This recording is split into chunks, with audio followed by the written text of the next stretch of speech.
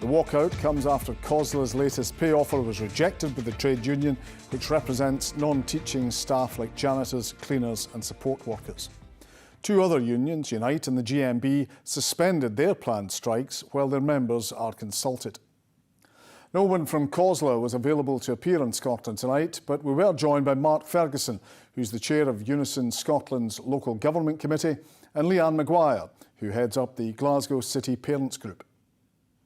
Mark, why are you going ahead with strike action when you're still balloting your members on this new deal?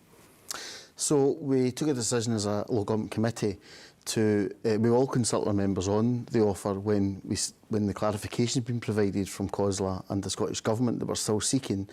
But a decision was taken by our committee that we should continue with the action whilst that is taking place. We are recommending rejection of the offer. Why is that continuing, given that you're balloting your members? They may well vote in favour of it. They may be able to do. That's the democratic process. But we are recommending rejection of the offer. We don't think it's good enough, and we have serious concerns about how this has been funded. But you're different from the other two unions, the GMB and Unite, who were, it seemed to be a three-union stance, and that's now broken. Why are you different from them? So our demographics are different who we represent. We represent from the lowest grade right through to the highest grades. And this offer overall throughout is not significant enough for us. We're the biggest trade union, representing over 80,000 members in Scotland and local government alone. So we've taken a different view on the offer. Leanne, how frustrating is this then for parents? So it's frustrating and a wee bit confusing, to be fair, because not all parents will understand how unions work, and certainly following the media over the weekend when you saw the two unions saying they were scrapping their strikes and Unison wasn't, it was pretty confusing because we got a lot of messages from parents asking, strikes on, strikes off, school's on. So I think the overall view at the moment is a mix of sympathy but frustration. Most parents understand why the unions are striking and doing what they're doing, but that doesn't take away the impact that it has on families. It can have a financial impact on families. It certainly has an emotional impact on families and their pupils, their kids. So, and what are the practical difficulties of that? I mean, how long's the programme? So just a couple of examples, I suppose, is if you're a single mum and you don't have that support network around you, it's not so easy to ask people that you know to maybe babysit for the day. You might not have a sympathetic employer that you can easily move your job, work from home, take the day off. If you do take the day off, it might be unpaid leave. So that's hitting you in the pocket, you're losing money, or if you are paying for childcare, you're paying out more money. So there's a variety of different ways that this impacts families. And Mark, are you sympathetic to that? Do you understand these problems? We are absolutely sympathetic to that. I mean, this has been taken as an absolute last resort. This is about pay, but it's also about the lack of funding that's come to local government for over a decade. The Scottish Government has underfunded local government, and education services have seen huge hits there. I mean, one of the things about this offer is that we are unclear about where this money is coming from. The Scottish Government has not been very clear, and neither has COSLA. COSLA have said that there's no new money and it's coming from existing resources. I mean, in the last 48 hours, it's been communicated to us that it could come from the Pupil Equity Fund, which is there to support vulnerable pupils and to try and reduce the attainment gap. Now, we don't know if that's true or not, but this is when they're not clear about where the money's coming from, it leaves open these types of But what they are clear about is this is a final offer. They're very clear on that. They've said that before. They said that last year, and we managed to secure, significant additional money. I mean, what I would say to parents, I'm a parent myself. I have a children who has additional support needs, and I know how important it is for routine.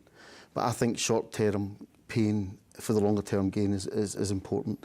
Education services, I mean, these workers are taking action for everyone in the local government, for all Scottish Joint Council employees. And what I can say absolutely is that they understand the significance of this. They've considered that, but they feel that, many of them have having to bring in materials to school during a cost of living crisis. We can recruit people, we're struggling to retain people. We need to make a stand. So it's wider than pay. And we genuinely feel that our communities have been hit hard enough, and we don't want this to come from them. And Leanne, you spoke about it being confusing, and it is something of a postcode lottery, because tomorrow some schools are open, some schools aren't. Yeah, and I think that's quite concerning, as we know the attainment gap continues to widen in Scotland. So if we think back to past industrial action, when it's all schools that are closed, it's almost a wee bit more palatable. Can I get my words out? And because then all kids are at home and they're all kind of in a level playing field. When there's other schools that are going to be open this week, or a variety even within a local authority, for some families that will be even more frustrating, particularly if you are a vulnerable family or you live in an area of high deprivation where you know already that your child is starting on the back foot in terms of the attainment gap. So yeah, that's a big concern of our group. So who do you blame for this? Our main frustration is probably aimed at Scottish Government and COSLA. As Mark has said, and as we know as parents, these conversations have been happening for some time.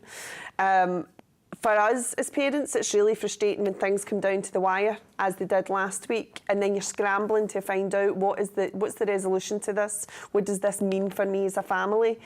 We don't want to see that happening again, so I suppose our main ask would be for Scottish Government and COSLA to try and consider how families are impacted by this and try and resolve the matter sooner rather than later. And Mark, how is this going to end?